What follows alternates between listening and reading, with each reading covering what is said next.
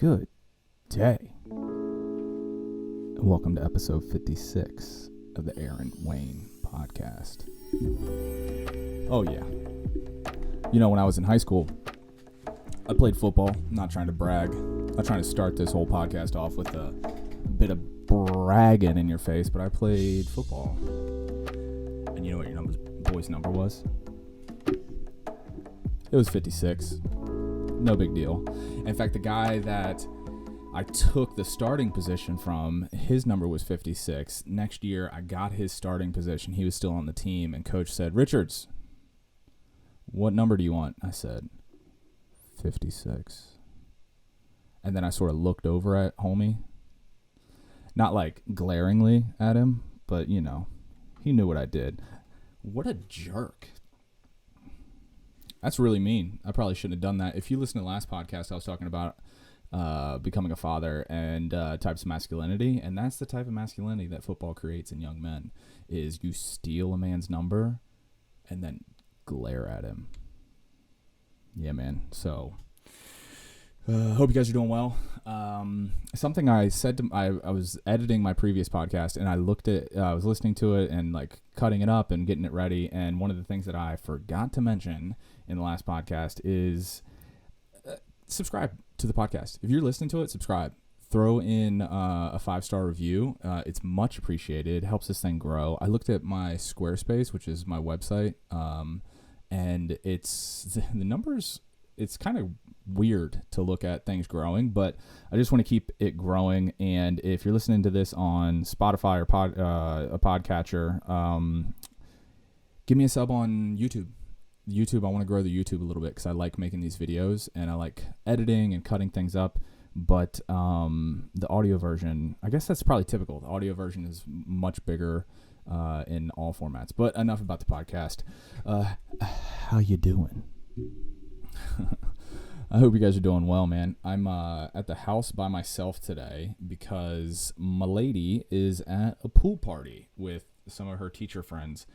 And she's 6 months pregnant. I talked about it in the last podcast. Check that one out if you're interested in my thoughts on that. But I thought, you know what, Aaron, you need to do something sweet for the missus. So I did. I scheduled like a spa day kind of thing. And it took me a week to like put the pieces together and make the scheduling perfect. And I prepaid everything. And I was texting back and forth with the stylist and the facial expert. And what do you even call someone who does skincare, like facial work, does facials, like a facialist, a fascist, a fascist?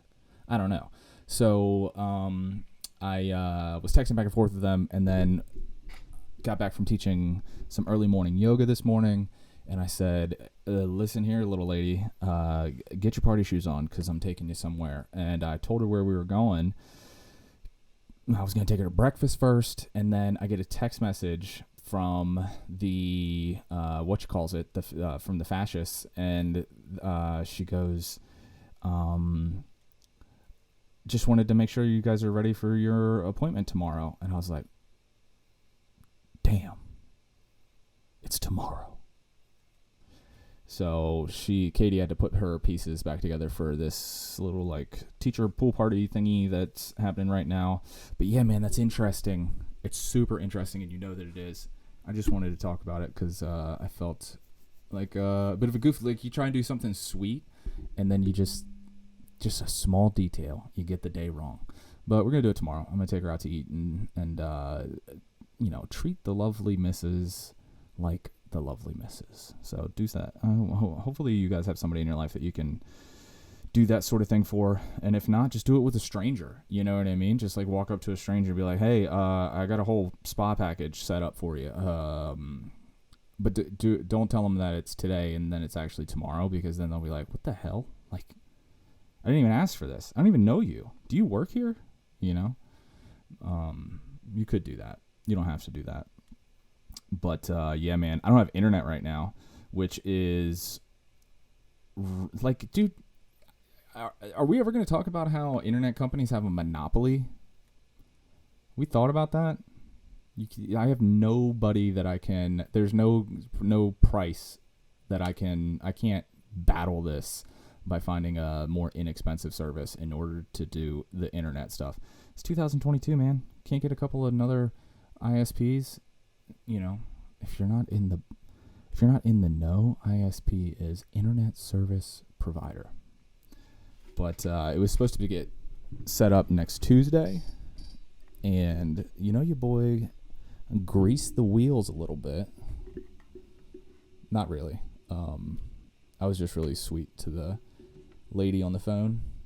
Shouts out to Karen at Chantel. She said that she'll get the boys to come out a little bit earlier. All right, what was that glitch? I just had a glitch. Am I still recording?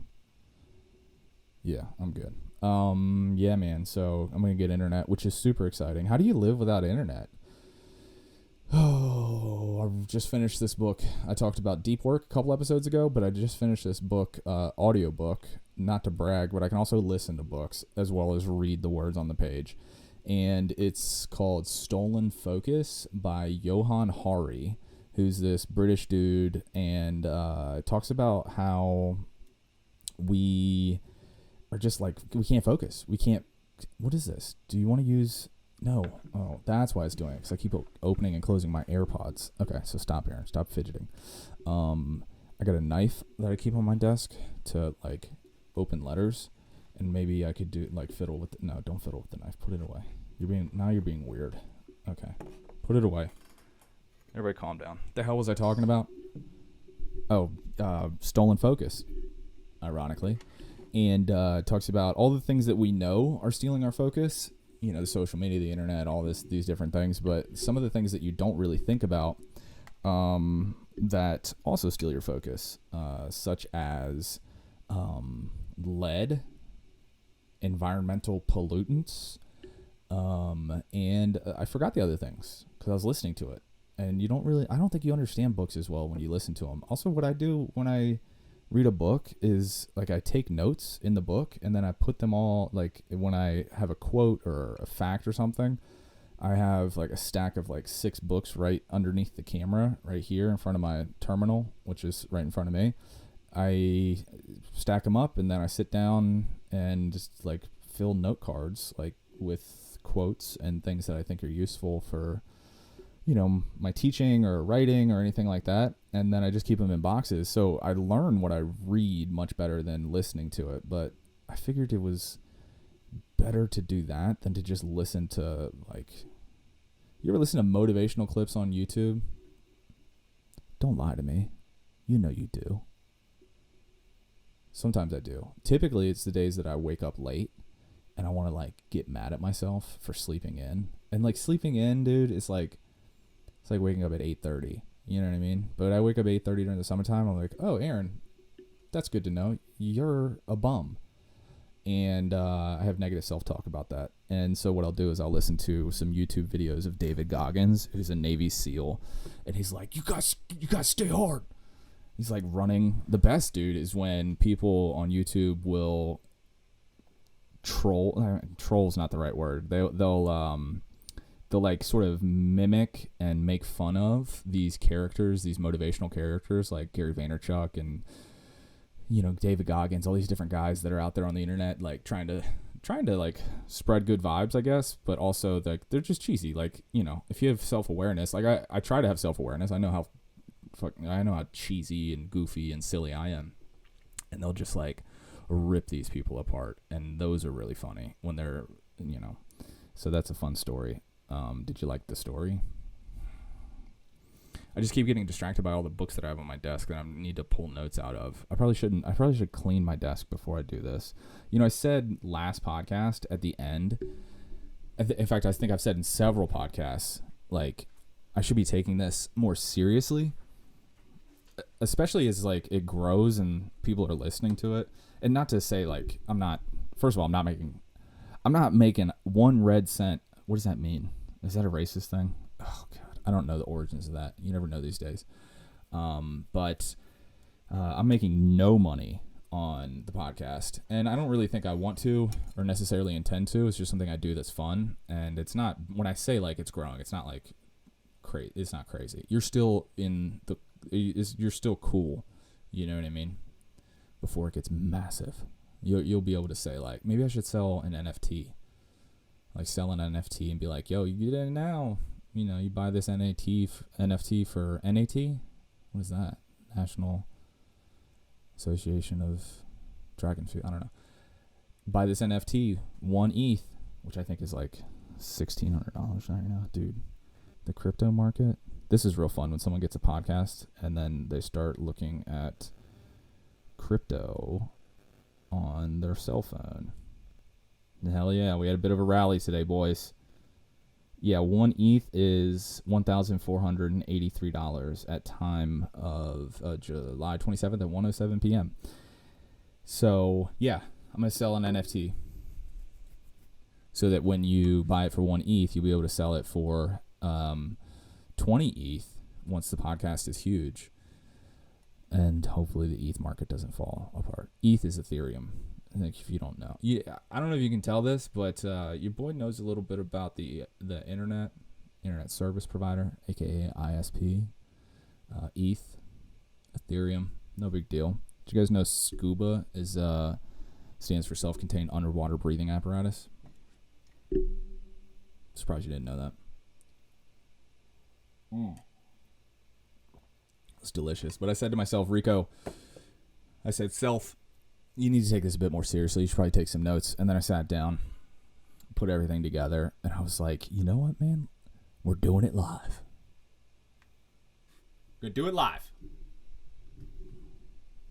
And that's what it looks like. And, you know, I have all these books on my desk. These are all like, Joe, I want to show off my books. Do you do this? You buy books and then you put them up on a bookshelf? I got a friend, good friend, and I called him out. He had some really, like, high-level books. Oh, another thing from the Stolen Focus book, something like 50, it was either 53 or 57. It was more than 50, less than 60. Those are numbers that stick in my head. % of Americans won't read a book this year. Can you wrap your head around that?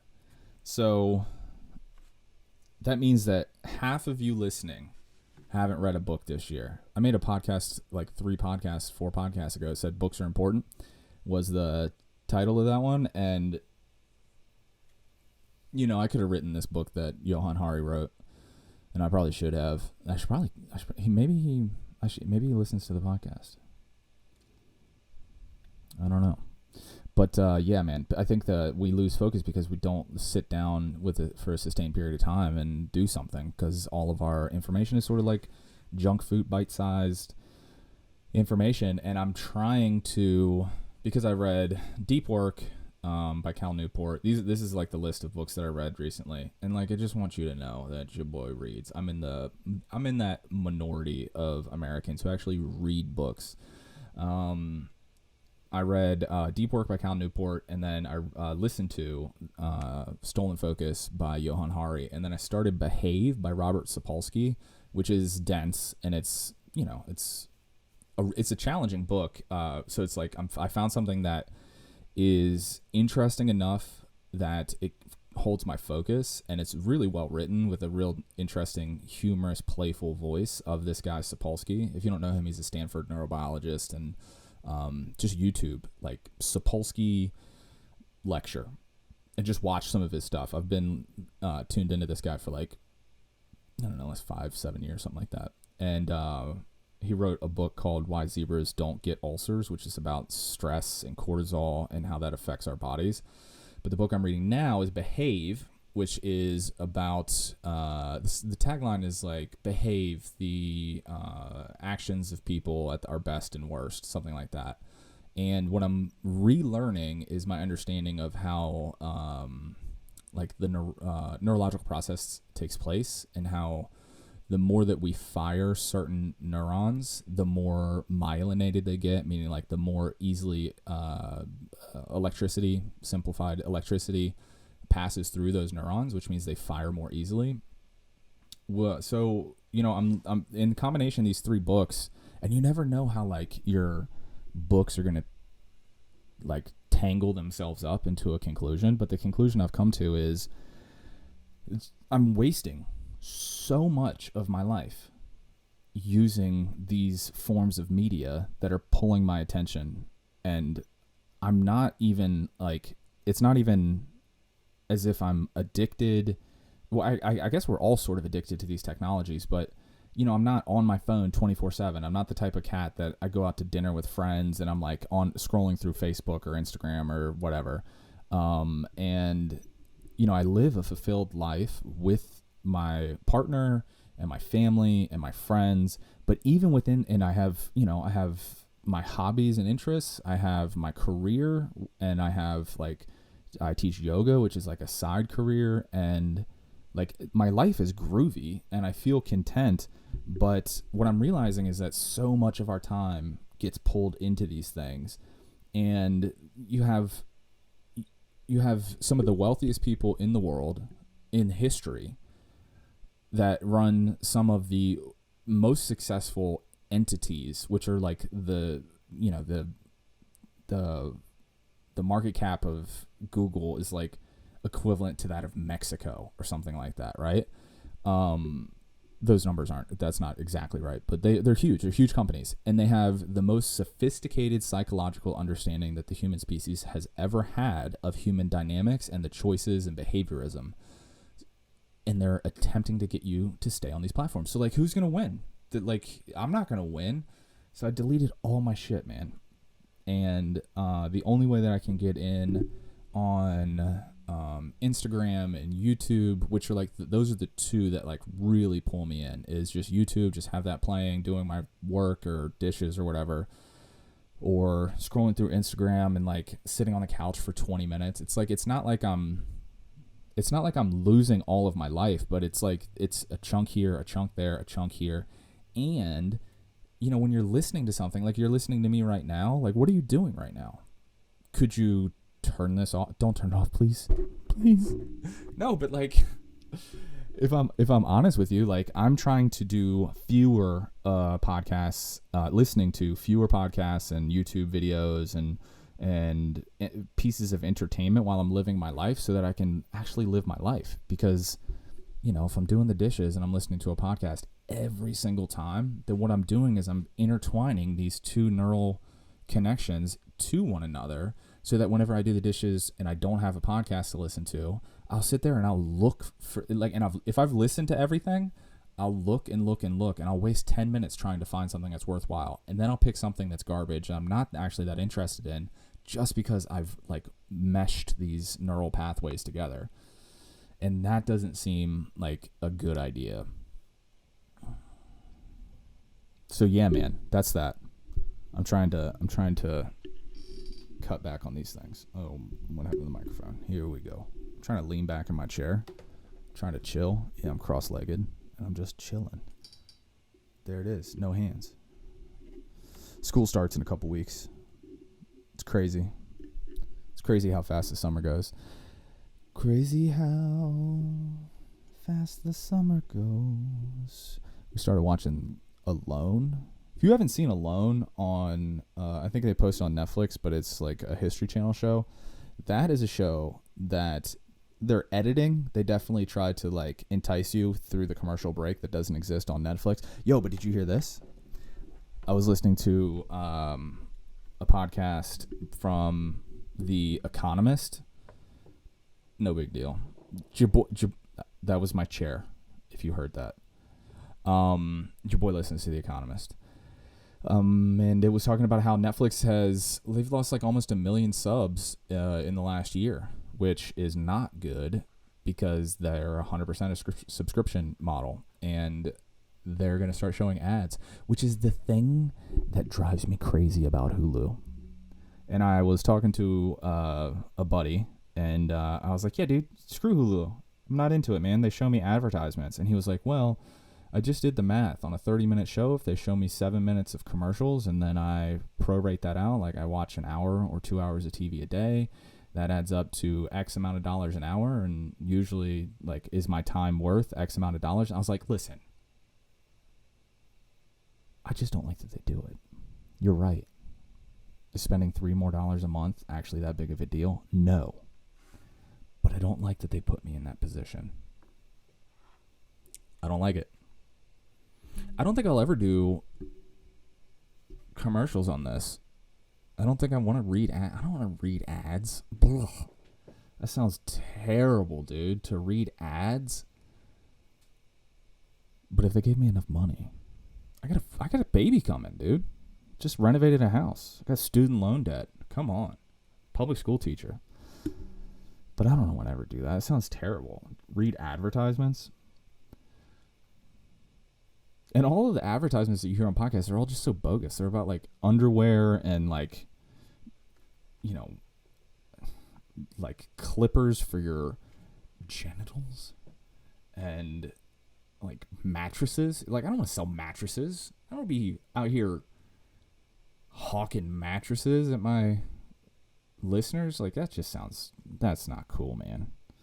You can't be doing that. But if you gave me enough money,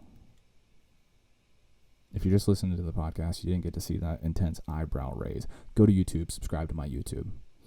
But what I did figure out is I use a browser called Brave because I am cautious about how much data I allow to...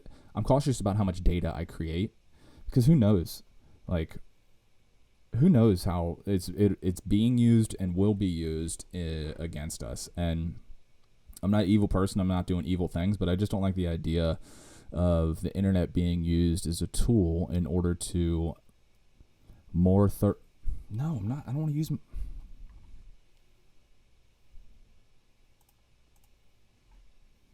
I don't want to use my AirPods. The thing just glitched out. I'm going to have to do a whole bunch of edits on this video now. Damn you, AirPods. I try to get off my AirPods, too. I got some of these... I get these danglies. I got the old school stringed ones. Because who knows? I don't know.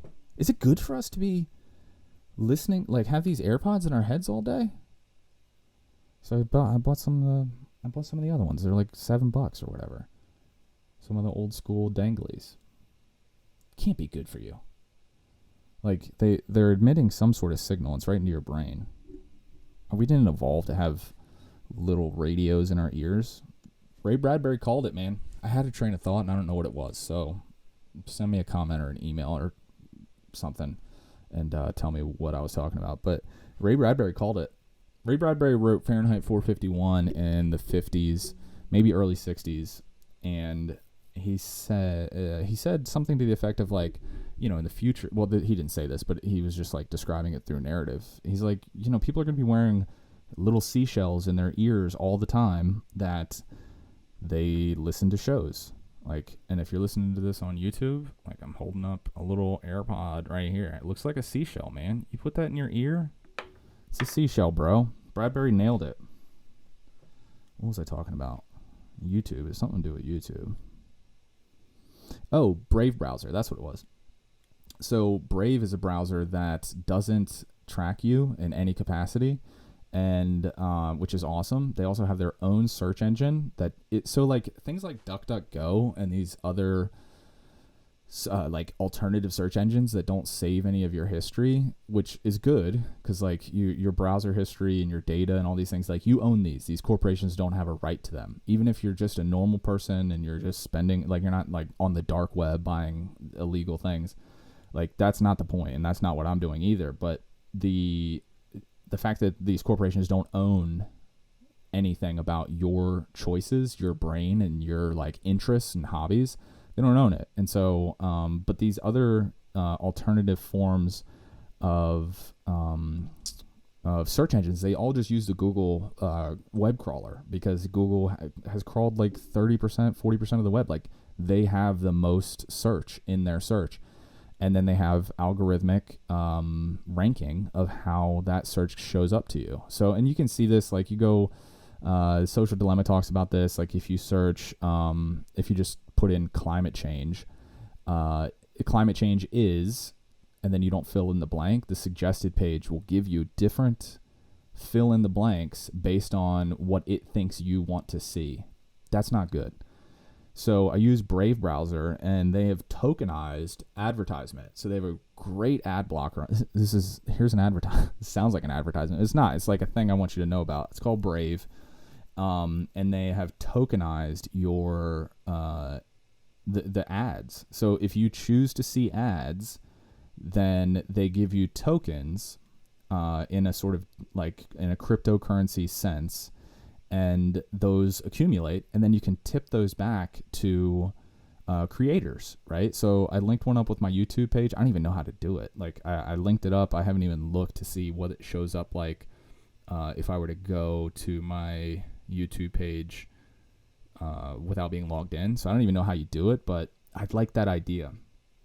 I like the idea of like getting this sort of high level understanding of human psychology and the dynamics of culture. I like the idea of divorcing corporations' capacity to weaponize that against our attention, because let me finish this thought in 2 seconds. I got to restart the camera because I can only take 30 minutes of video on my camera, and I've yet to figure it out. Even though my buddies told me how to, I haven't figured it out. So hold on just a second.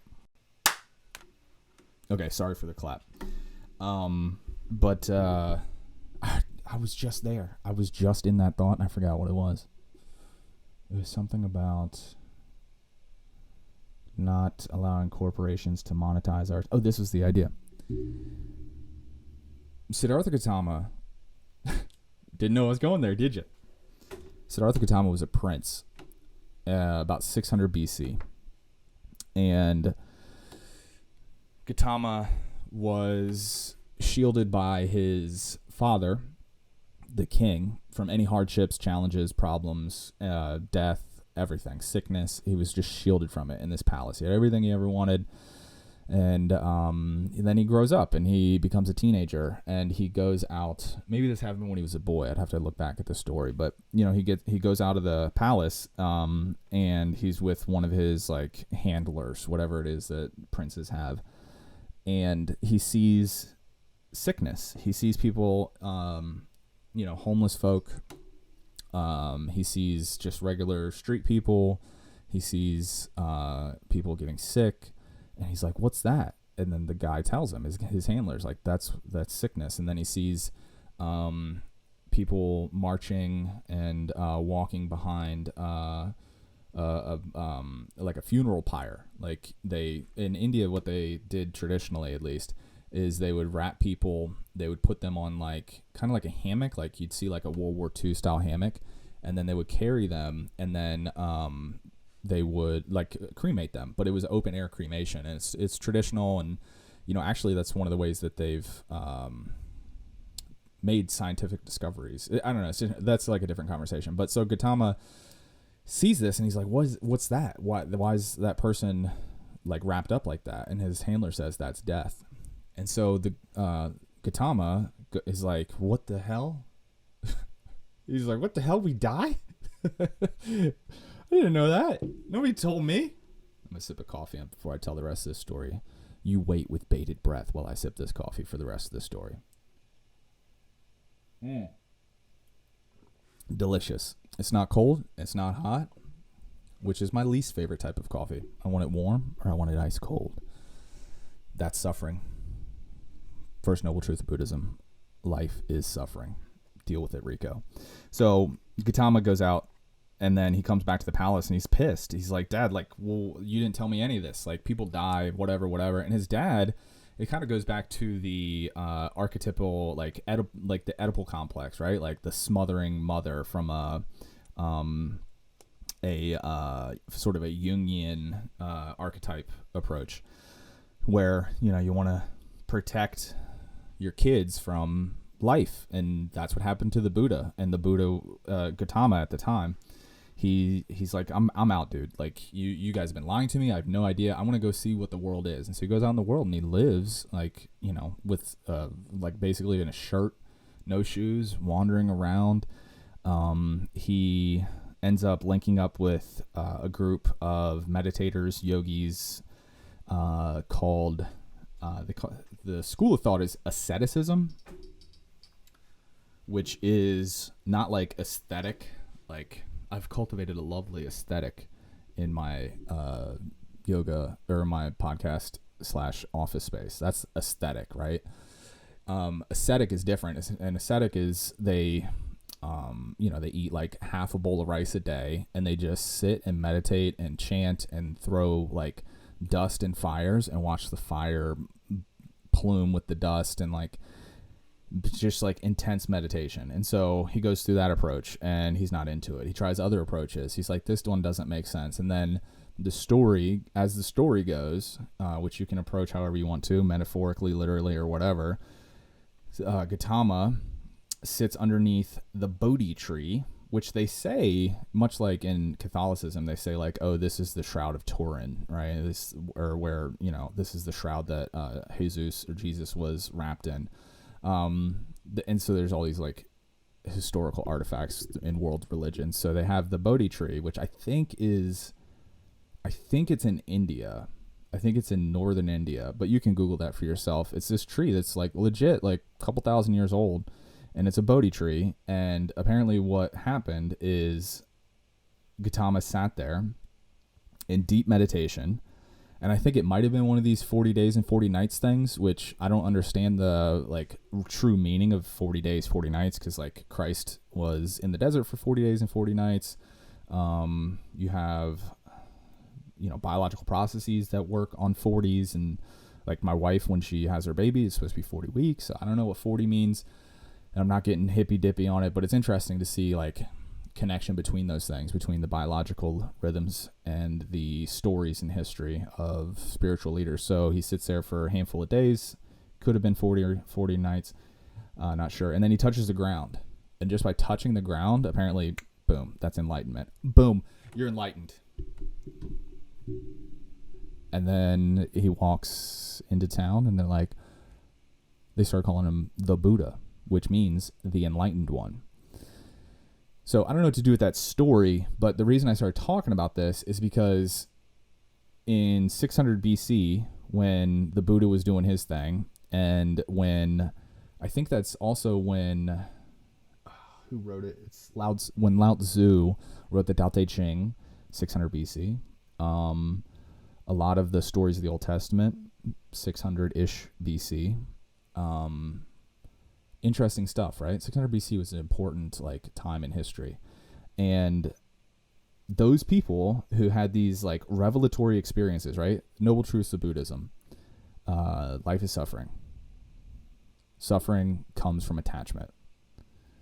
The way to release attachment is through the noble path, right? The eightfold path, I think is what they call it in Buddhism. I got the book right here, but I'm not going to pull it back out.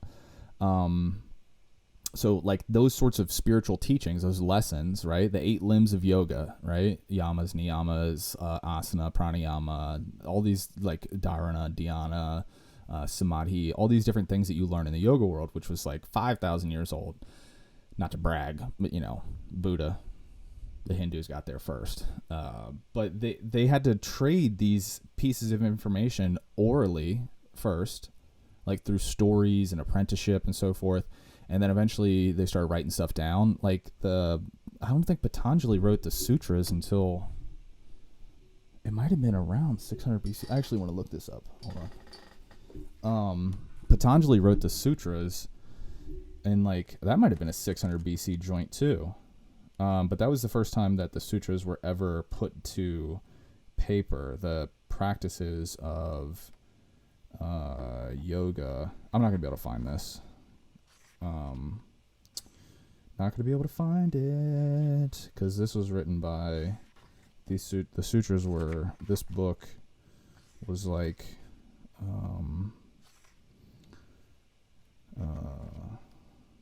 this is the most interesting podcast ever.